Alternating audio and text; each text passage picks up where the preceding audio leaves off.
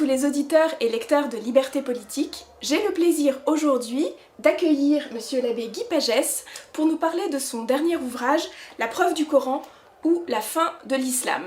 Nombreux sont les lecteurs et auditeurs de Liberté Politique qui connaissent déjà Monsieur l'abbé Pagès. Nous avons eu le plaisir d'organiser avec lui au mois de janvier une conférence sur la question de la France, de l'islam et de la mission.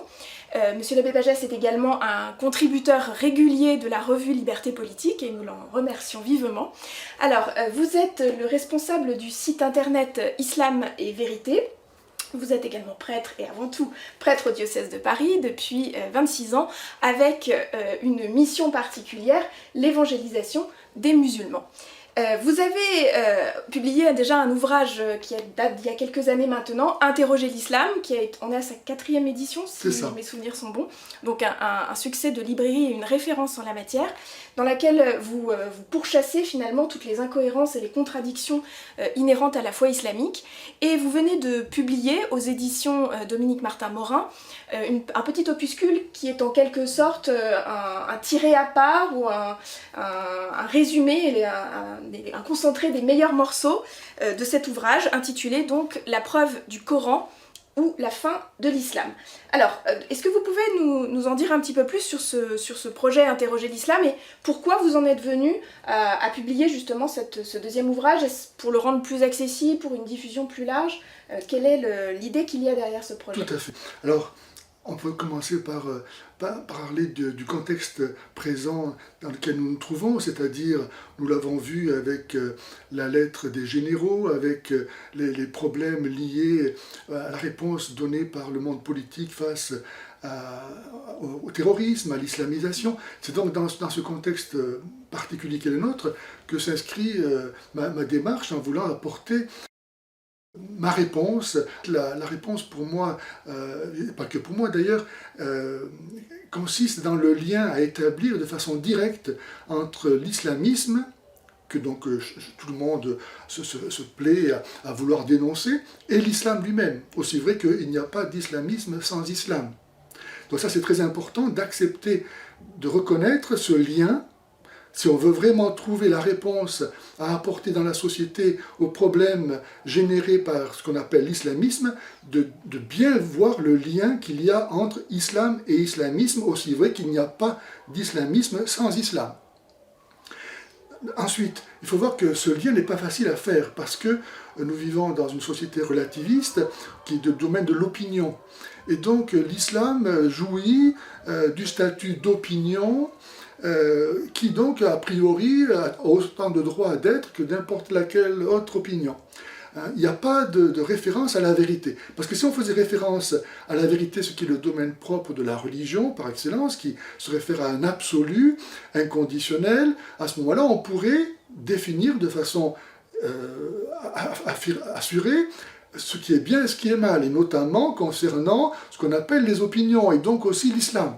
Mais parce qu'on se refuse à admettre dans toute société la question de la vérité, parce que tout n'est qu'opinion, alors on ne peut pas atteindre l'islam en tant que tel. Donc l'islam va continuer à générer l'islamisme parce qu'on est incapable de l'affronter à la vérité. Alors pour affronter l'islam, la question de la vérité, il suffit de réaliser que tout l'islam repose comme une pyramide à l'envers, sur sa pointe. C'est l'image que vous utilisez. Voilà, sur le Coran.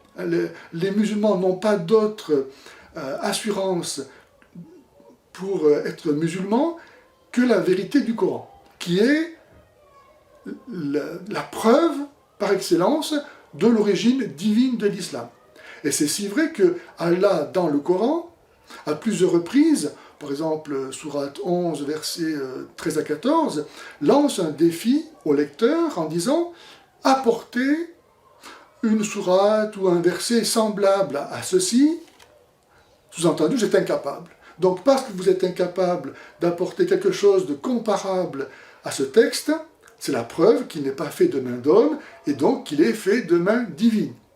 Donc, il faut bien voir que tout l'islam, et non seulement génère l'islamisme, mais que lui-même repose sur cette prétendue preuve de l'inimitabilité du Coran.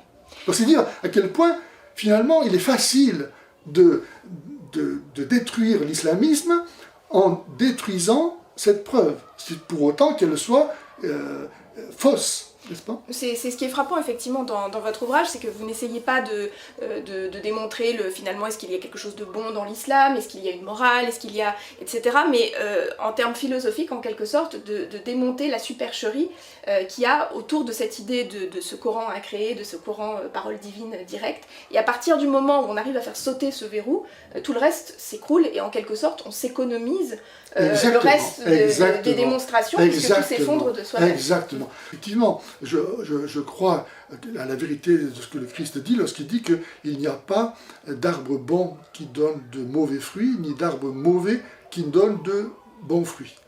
Donc, soit l'islam vient de Dieu, soit il ne vient pas de Dieu.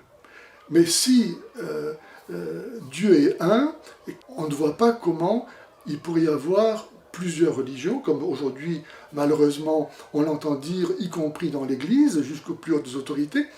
Et donc, comment on peut reconnaître du bien qui viendrait de l'islam? Là, il y a un amalgame énorme qui est aussi banal que funeste, répandu dans la société, où on va attribuer le bien que l'on voit chez des musulmans à l'islam lui-même, n'arrivant pas à distinguer ce qui, chez un homme musulman, relève de l'islam ou de sa nature humaine. Oui, parce qu'il y a du bon en chaque homme. Voilà. Et ça, malheureusement, parce qu'on va voir des bonnes choses faites par des musulmans, on va l'attribuer à l'islam.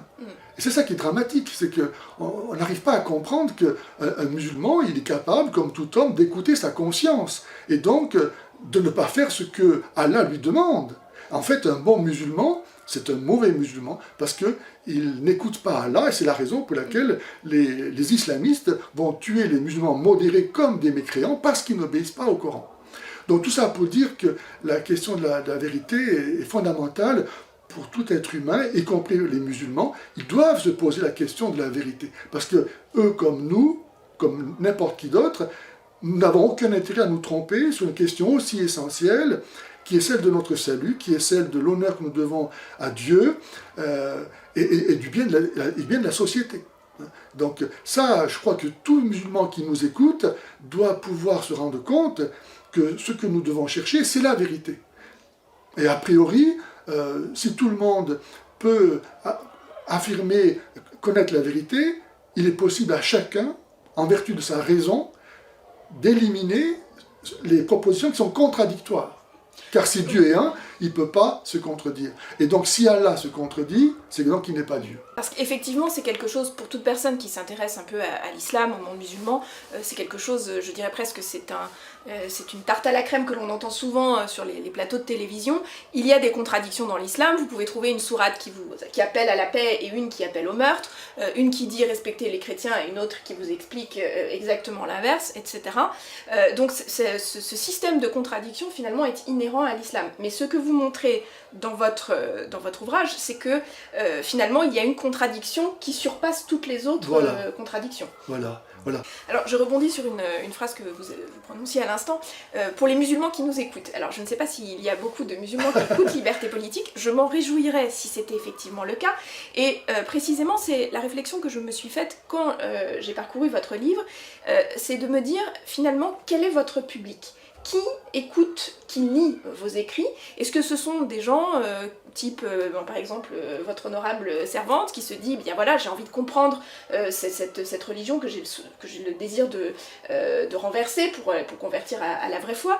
Est-ce que ce sont des musulmans qui peuvent être eux aussi touchés par cet argumentaire? Est-ce que cet argument qui est quand même profondément rationnel, et on sait en tant que chrétien qu'il n'y a pas de vérité sans raison, est-ce qu'ils sont accessibles à cet argument justement des contradictions, de l'incohérence? Et est-ce que ce sont des arguments qui portent vis-à-vis des musulmans qui peuvent vous écouter justement? Alors, c'est ce que j'espère. Alors, ce que je désire, c'est non seulement donc parler aux musulmans, mais aussi aux chrétiens et à tout le monde, pour leur donner les moyens de résister à leur islamisation programmée et d'être capables eux-mêmes, dans la mesure où les arguments que je donne sont très simples, d'être capables eux-mêmes de les proposer. et comme étant des questions lancées à l'intelligence, à la perspicacité de tout auditeur, de tout interlocuteur. Mon but est double, à la fois m'adresser aux musulmans et en même temps m'adresser aux chrétiens et aux non-musulmans pour les vacciner et leur donner le moyen de ne pas se laisser tromper par l'islam. Vous avez pu voir une de mes récentes vidéos où j'ai décortiquer les propos de Tarek Sabrou, le grand imam de la mosquée de Bordeaux. Oui. Oui, effectivement. Et vous avez vu, n'est-ce pas? Ah là, c'est la contradiction en marche, si je peux me permettre, effectivement, où cette sommité de l'islam de France, pour reprendre les expressions à la mode, parvient en un minimum de temps à accumuler un nombre de contradictions assez flagrant, effectivement. Et lui-même dit, mais je me demande comment est-ce qu'il peut dire ça, et d'ailleurs c'est pas le seul. Dans la vidéo, n'est-ce pas, j'ai repris les mêmes propos prononcés par d'autres sommités du monde islamique français, capables de dire que finalement, dans le Coran, il n'y a rien. Chacun y met ce qu'il veut. Hein? C'est formidable, finalement. On ne comprend pas que ça n'ait pas plus de succès. Exactement. Mais le croyant, justement, comment vit-il par rapport à cela? Est-ce qu'il ferme ses écoutilles? Est-ce qu'il reste dans une sorte d'observance pratique minimaliste? Ou est-ce qu'il a conscience, justement, de ses failles? Alors, saint Thomas d'Aquin, lorsqu'il aborde cette question du rapport aux musulmans, il dit bien qu'il n'y a pas d'autre terrain d'entente possible que celui de la raison, puisque eux-mêmes rejettent nos écritures comme étant falsifiées, et nous-mêmes rejetons les leurs aussi comme étant parfaitement infondées. Donc on ne peut pas se baser autrement que sur la raison. Et tout homme qui est honnête sait bien qu'il ne peut pas penser sans utiliser les concepts nécessaires pour cela, qui sont ceux de la raison. Donc, après, chacun fait ce qu'il veut. S'il y a des gens qui sont capables de prouver le contraire de ce que j'avance, qu'ils le fassent. Et maintenant, chacun se juge. Hein. On ne peut pas forcer les gens à accepter la raison, etc. Voilà, ou la vérité. Et donc, mon travail, c'est simplement de montrer les contradictions. Après, chacun en tire les conséquences qu'il veut, n'est-ce pas ? Et alors le titre de votre livre, effectivement de cette édition raccourcie, vous terminez sur cette expression provocatrice, la fin de l'islam. Donc la fin de l'islam, entre guillemets, la croyez-vous possible, y croyez-vous? Alors ça... Je ne parle pas pour la fin des temps, évidemment, parce que là nous en sommes convaincus. En tout cas, au niveau conceptuel, je pense que ce petit livre le montre de façon évidente. L'islam, une fois qu'on a lu mon petit livre, je pense qu'on ne peut plus être musulman si on est honnête. Parce que j'avance suffisamment d'éléments, de raisonnement pour prouver ça. Que l'islam ne tient pas. Alors on pourrait, si vous vouliez, avancer pour les spectateurs, avancer quelques-uns de ces éléments. Les principaux arguments, j'allais y venir. Voilà, oui. Alors justement, quels sont pour vous, alors il y a la contradiction par excellence, c'est la question de l'irreproductibilité du Coran, mais quels sont pour vous, justement, si on pouvait en retenir 3, 4, peut-être 5 contradictions majeures que vous faites ressortir dans cet ouvrage? Voilà. Déjà le fait que c'est un discours autoréférentiel, c'est-à-dire que la preuve est à l'intérieur d'un cercle vicieux. C'est le Coran qui dit qu'il est inimitable. Donc, il y a un seul témoin, n'est-ce pas, de cette preuve. C'est un peu le serpent qui se mord la queue. Or, la justice interdit de prononcer un jugement à moins du témoignage concordant d'au moins 2 témoins. Donc là, le fait qu'il n'y ait qu'un seul témoin, ça suffit à montrer que Allah ne respecte pas les impératifs de la justice. N'est-ce pas ? Et donc, si Dieu lui-même n'est pas juste, qui le sera ? Donc là, déjà ça, dans son principe, c'est une erreur méthodologique, magistrale, qui discrédite le propos d'Allah, n'est-ce pas? Et qui est un principe épistémologique de base, même pour nous autres occidentaux, d'avoir le fait de croiser les sources en histoire, le fait d'avoir plusieurs témoins dans une affaire, etc. Et donc là, effectivement, ça se retourne contre l'islam lui-même. Un autre argument? Un autre argument. Alors, par exemple, à la sourate 28 et au verset 49, Mahomet dit apportez-moi apportez-moi un livre d'Allah qui soit supérieur à ces deux-là, et je le suivrai. Autrement dit, le Coran lui-même affirme qu'il n'y a aucun livre supérieur à ces deux-là, lesquels sont l'Ancien et le Nouveau Testament. Donc lui-même détruit la preuve du Coran.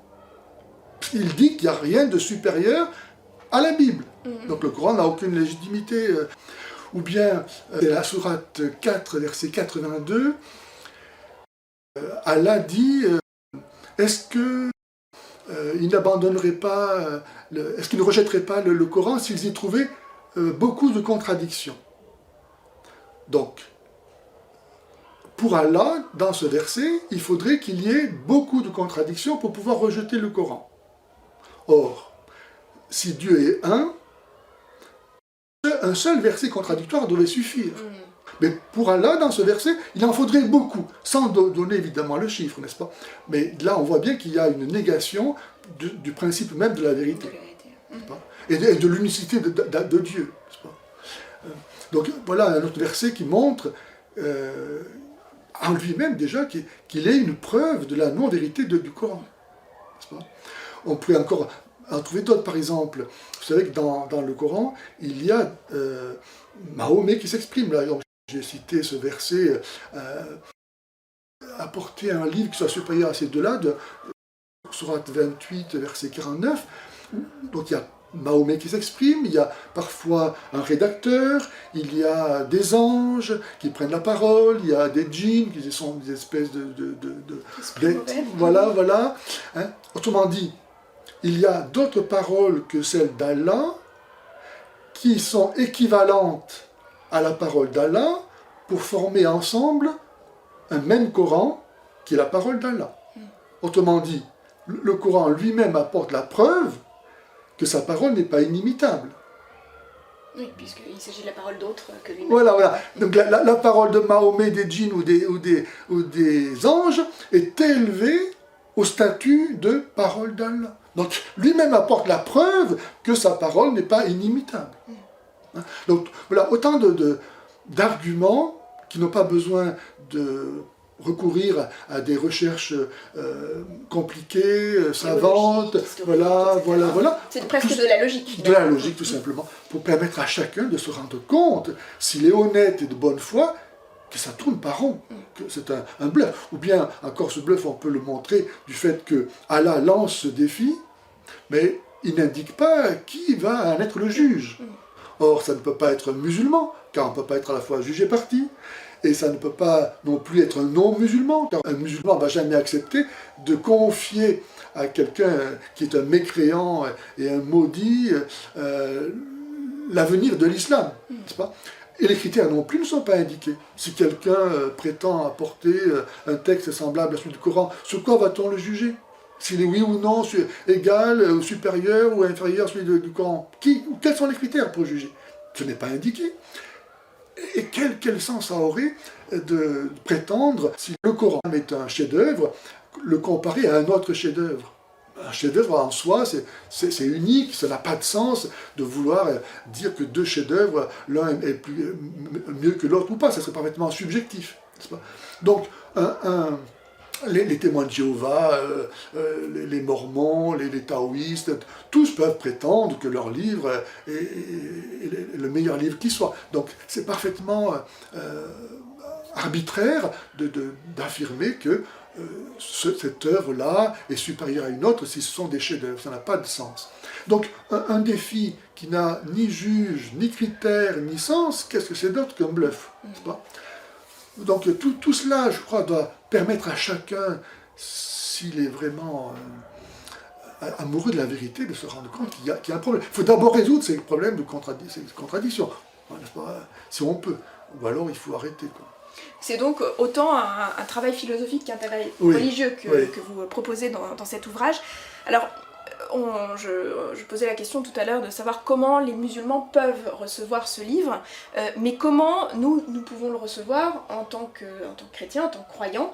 Quelle est son utilité pour le monde présent? Est-ce que vous le concevez comme une sorte d'antidote à la vague d'islamisation qui nous environne? Comment peut-on justement y puiser une force, des arguments pour se dire il n'est pas possible de se laisser totalement submerger par cette islamisation. Exactement. J'aimerais beaucoup que tout le monde, et notamment nos responsables politiques ou religieux qui prétendent lutter donc contre l'islamisme, fassent l'effort de discuter de mes arguments. Parce que c'est parfaitement vain, c'est parfaitement hypocrite et criminel de prétendre apporter une solution au problème de l'islamisme tant qu'on n'aura pas résolu ce problème. Parce qu'encore une fois, l'islamisme vient de l'islam et l'islam vient du Coran. Donc allons à la source, ça ne sert à rien de vouloir couper une branche ici ou là si on ne s'attaque pas à la souche, d'où rejailliront indéfiniment de nouveaux rejetons. Donc il faut vraiment, pour le bien des musulmans, pour le bien de la société, pour le salut de tous, il faut avoir le courage de s'affronter à la question de la vérité, et celle-ci implique la logique que la raison permet de reconnaître. Donc ça, ne pas faire ce travail-là, c'est vraiment se condamner soi-même à être ridicule ou criminel. Donc moi, ce que je souhaite, c'est que ces arguments qui sont les plus simples, qui soient très courts, soient connus de tout le monde. Pour que celui qui, aujourd'hui, après avoir connu ces arguments, continue à se dire musulman, endosse le ridicule de la société entière. Merci beaucoup, monsieur l'abbé, c'est un vaste programme. Alors, nous avons publié, il y a quelques mois, un petit ouvrage qui s'intitule « L'islam en question », qui reprend plutôt l'approche historique et théologique. Donc comment est-ce qu'on peut saisir les supercheries de l'islam à travers la manière dont la secte, entre guillemets, musulmane a prospéré jusqu'à devenir la gigantesque entreprise que l'on connaît aujourd'hui. Mais cette approche, effectivement, est historique et théologique. L'ouvrage de l'abbé Pagès nous donne des clés plus philosophiques et plus fondamentales, d'une certaine manière, qui sont valables universellement, indépendamment finalement de cette approche historique et théologique. Et donc nous ne pouvons évidemment que chaleureusement conseiller à nos lecteurs de se plonger dans cet ouvrage, ou bien alors là aussi de remonter à la source en se plongeant dans Interroger l'islam, la somme théologique, si je peux me permettre, qui précède cette réflexion. Alors merci beaucoup pour ce temps que vous nous avez accordé. Vous avez peut-être une remarque supplémentaire. Je vous remercie beaucoup, Constance. Simplement, je voudrais amener à la conscience de nos spectateurs ce fait, à savoir qu'en 1946, il y avait 50 millions de sunnites dans le monde. Il y avait 20 millions de chiites et 393 millions de catholiques. En 2019, il y avait 1,520 milliard de sunnites, 220 millions de chiites et 1,120 milliard de catholiques. C'est dire à quel point aujourd'hui, comme vous dites, la secte devient aujourd'hui, est devenue la secte la plus nombreuse dans le monde, de façon tout à fait impressionnante. Alors même qu'elle est divisée contre elle-même.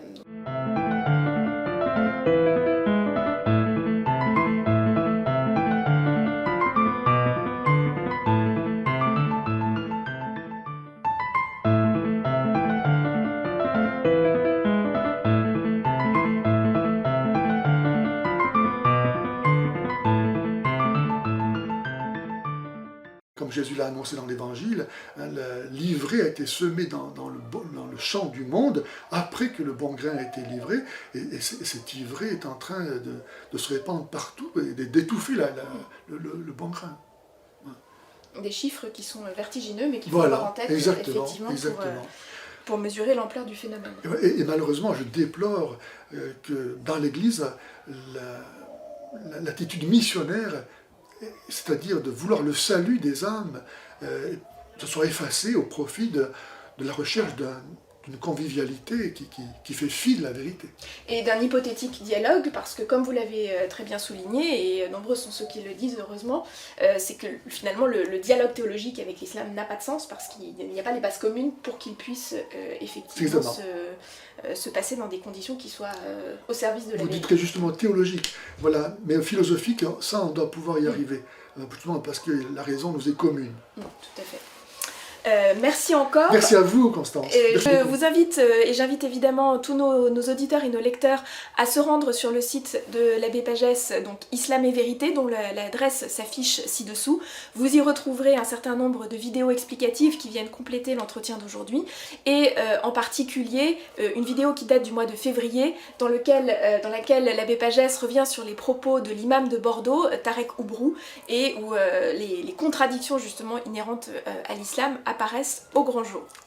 Je vous invite aussi, dans un tout autre registre, à vous procurer le dernier numéro de la revue Liberté Politique, qui parle de questions démographiques, donc on retombe sur des querelles de chiffres, mais pour lequel l'abbé Pagès nous a proposé une réflexion très stimulante sur la question de la confession et des nouveaux moyens de communication. Merci encore et à très bientôt, je l'espère.